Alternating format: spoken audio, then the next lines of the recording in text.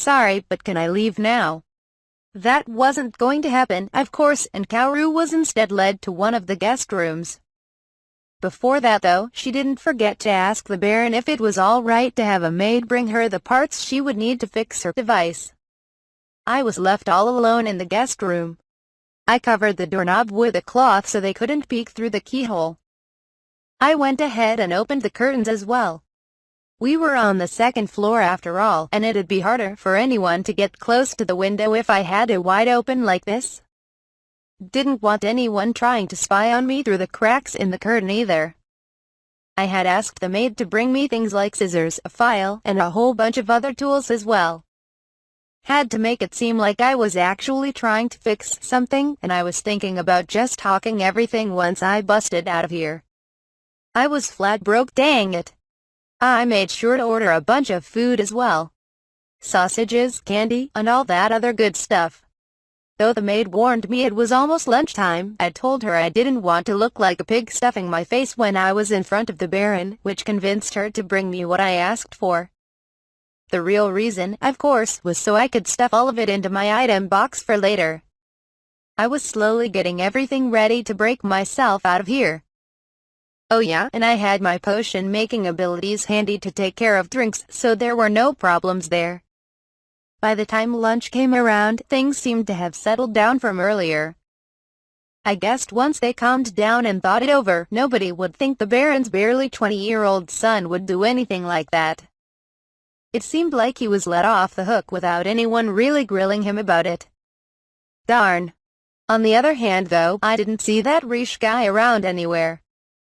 I wonder if me pulling Amaya and passing along all those messages through the maid worked.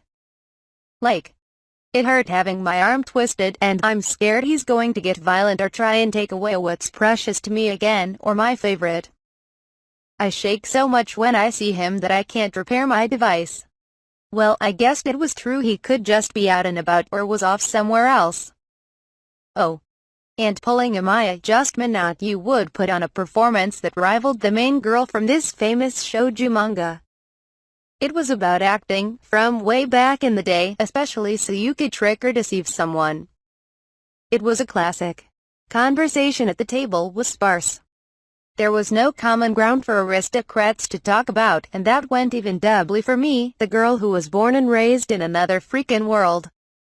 The Baron had asked me how the repairs were coming along, and I made sure to tell him it would take a few days.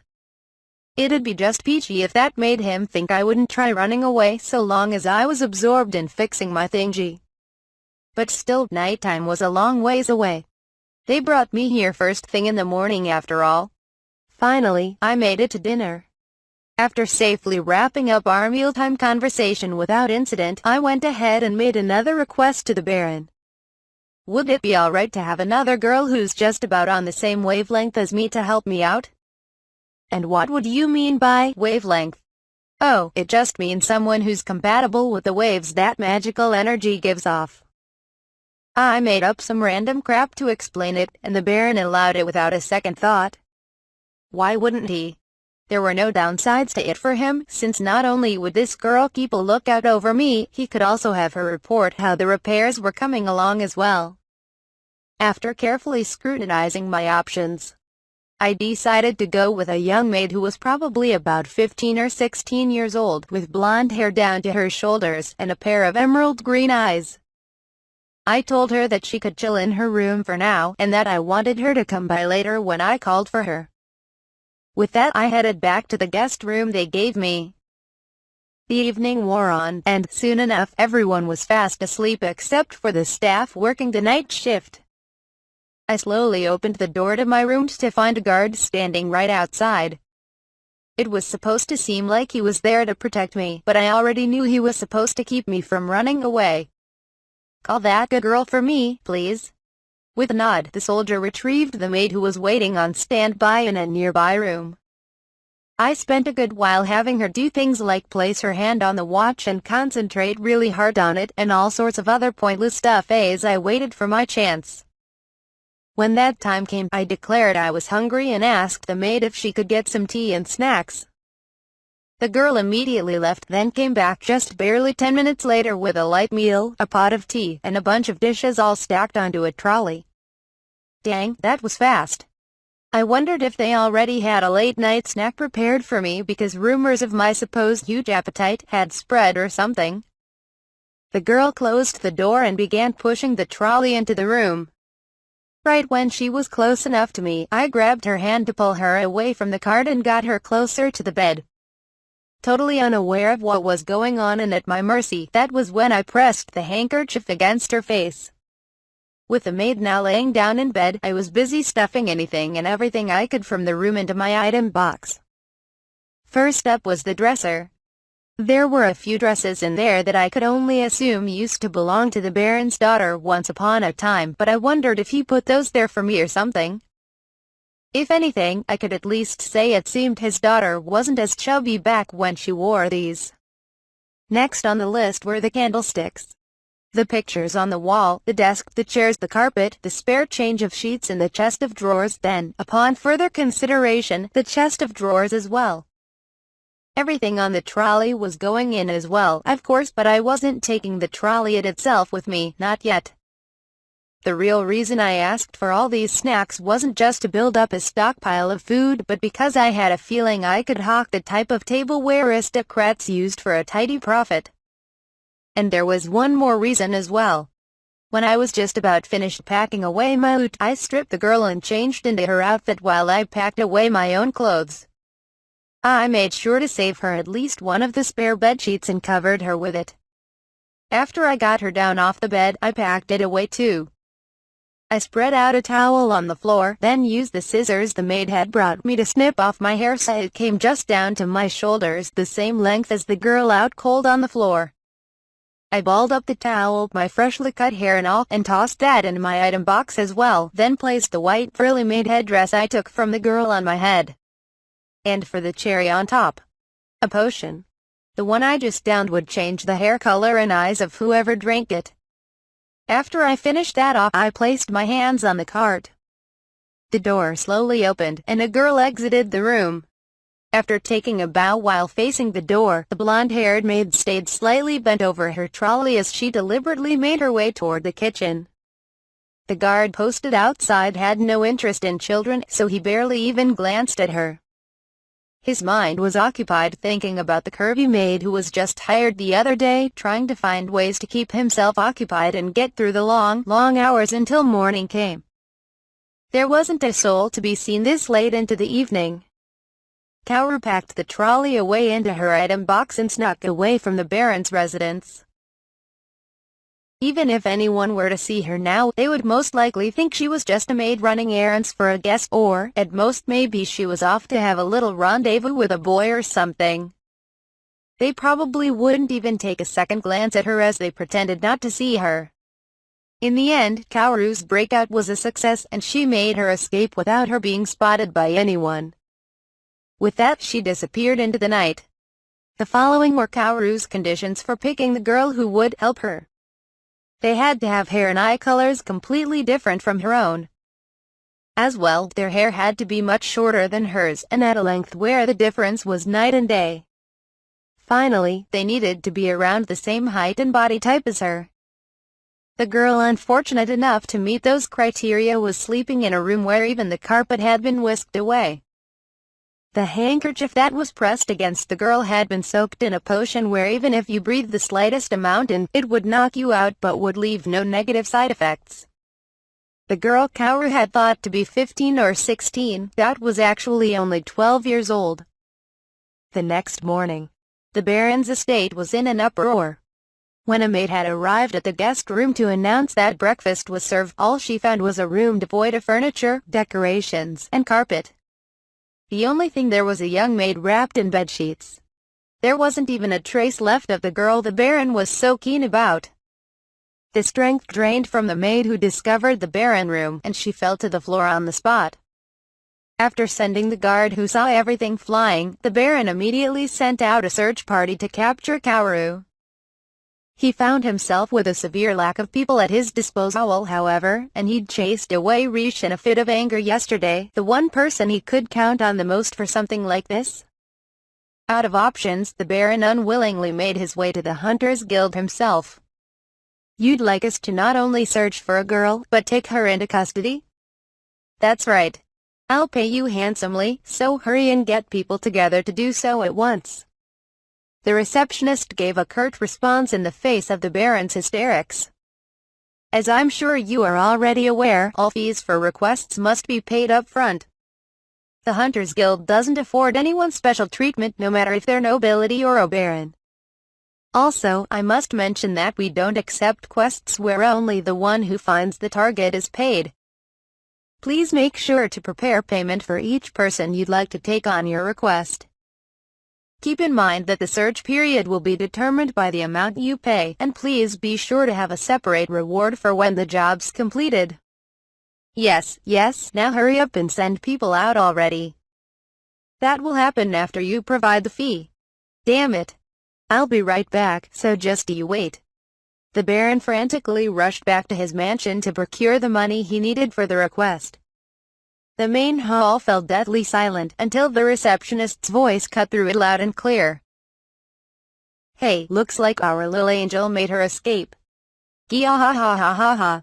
Her words were met with an explosive torrent of laughter. "Like hell anyone'd take that job," someone yelled out. "TCH, TCH, TCH," the receptionist rebuked him. "That's what makes you such an idiot. Of course we're going to take it, all of us. But first we need to make sure we're nice and compensated by our Baron friend. Next, we're going to have sightings of her coming in from all over the place, like, we saw her in the forest but she got away, or, we found a scrap of her clothing on a cliff or something. And if we ever happen to run into the Baron's search party, we'll have to make sure we tell them the good news, won't we? There may be times our eyes play tricks on us, or we just happen to get a wrong report, but there's nothing to be done about that, right? That's our receptionist from hell for ya. You're cold-blooded, Gilda." A folder of papers found their mark and smacked the man foolish enough to say that, and the raucous sounds of laughter continued ringing out from inside the guild. Around that same time, Kaoru had succeeded in making her escape from the Baron's mansion in the town, and was still in the middle of her getaway. Since she'd been walking all through the night, she was already long gone from the tiny area under the Baron's control. Things could get hairy if the Baron sent his private army into territories owned by the other aristocrats, and she would undoubtedly be captured and spirited away again. She still had to be on the lookout for potential pursuers. She'd already made sure to use another potion to dye her hair silver, since she wanted it to be different than her original hair color or the same blonde when she finally broke free from the Baron's mansion. She'd also long since changed out of the maid outfit to one of the dresses she took from the chest of drawers. She picked the most plain-looking one she could find and tore off all the frilly extras to make it seem more like something a commoner would wear. There was enough food stored up to last a good few meals, and she had nothing to worry about for drinks either. All that was left now was to make it to her next goal without being jumped by bandits, and everything would be golden. She'd have nothing to complain about if she could replenish her stockpile of food and acquire herself a new mode of transportation, but life just wasn't going to be that easy. There wouldn't be anything to worry about if she could pack her item box full of food at least once, but she hadn't had the chance to do so once since arriving here. Looking behind her, she could see clouds of dust far off in the distance, as well as what looked like horses galloping in her direction. Just to be safe, she went off the beaten path to take a breather while hiding behind some trees. Everyone needed a break once in a while after all. It wasn't like she was in a huge rush to get anywhere either. As long as she kept checking behind herself often, it'd be much easier for her to spot the people on horseback coming before they could spot a girl traveling on foot. No problems there. Kaoru had been reborn in the kingdom of Brancott and was currently aiming for the country's royal capital, Aras. Its population was massive, and since it was a place that attracted all sorts of people, it was the perfect spot for someone to blend in and disappear. There were tons of nobility living there, but that actually acted as a good deterrent to make sure any particular member of the aristocracy couldn't do whatever they pleased. On top of that, it was a great place for her to gather information. The capital should be chock full of all sorts of helpful wisdom for her to pick up on, and she was thinking it might be a good place for her to finally settle down. The fact that it had a library was another big draw for her. She had no plans to travel to any other countries at the moment. She barely knew jack about the country she was in right now after all. And it was just too much of a risk to head anywhere else without looking into what kind of international affairs were going on in this world. It was around evening when she had arrived at the next town.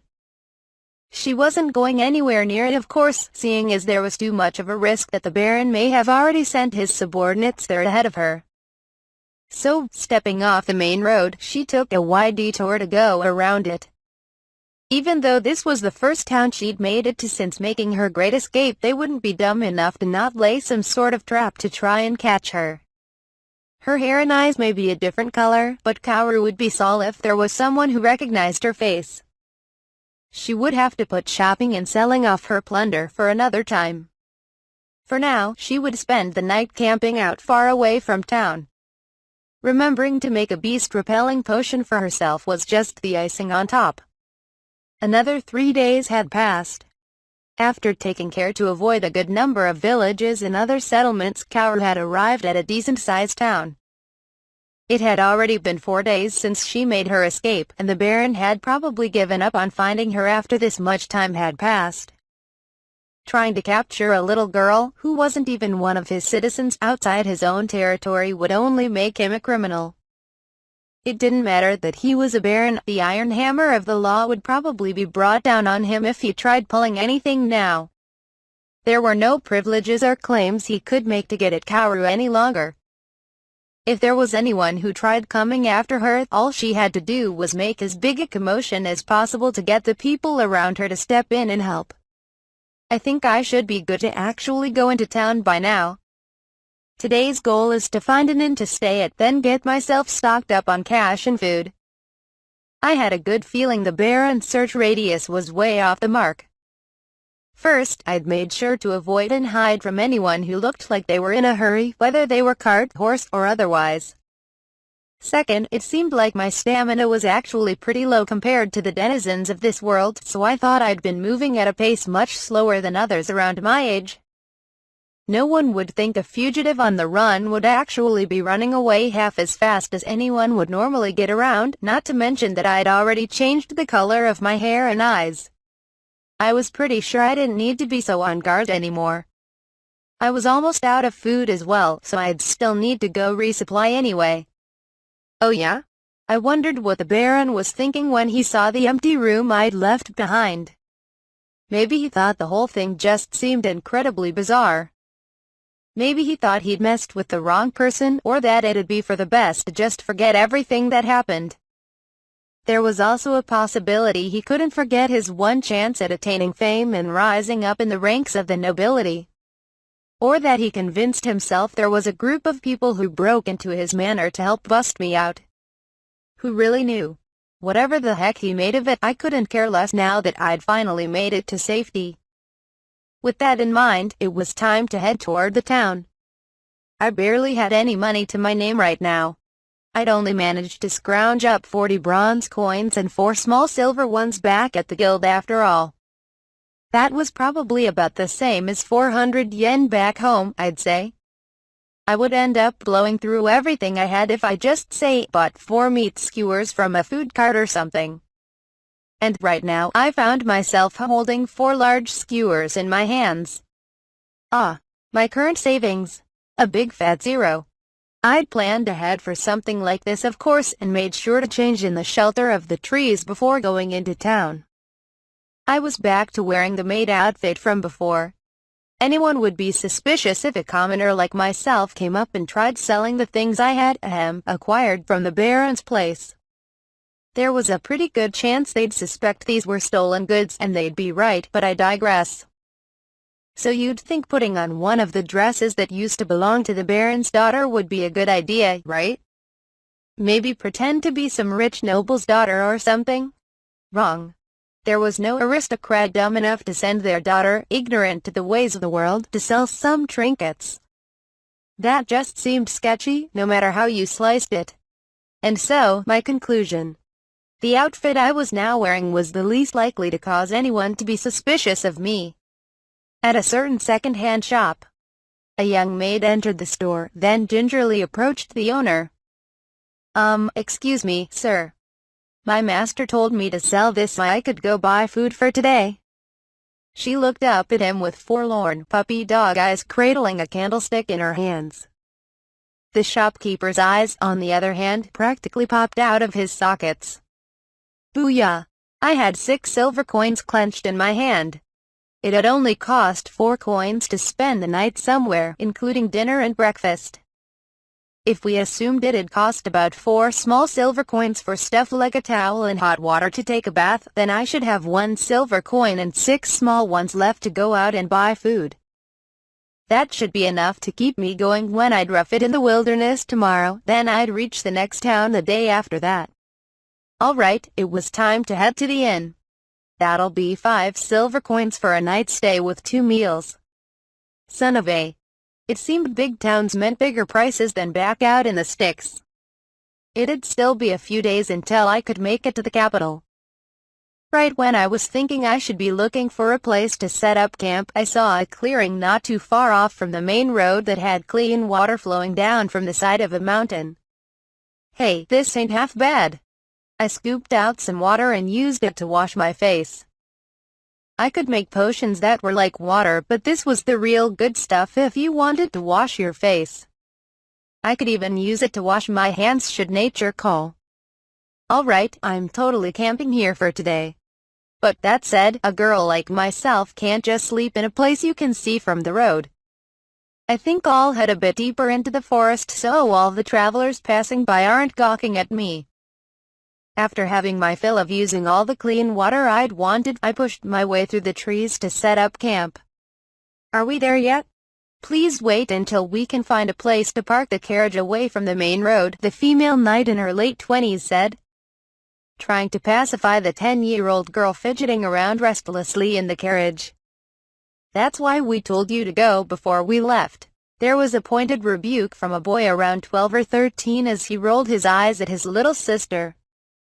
But I didn't have to go then.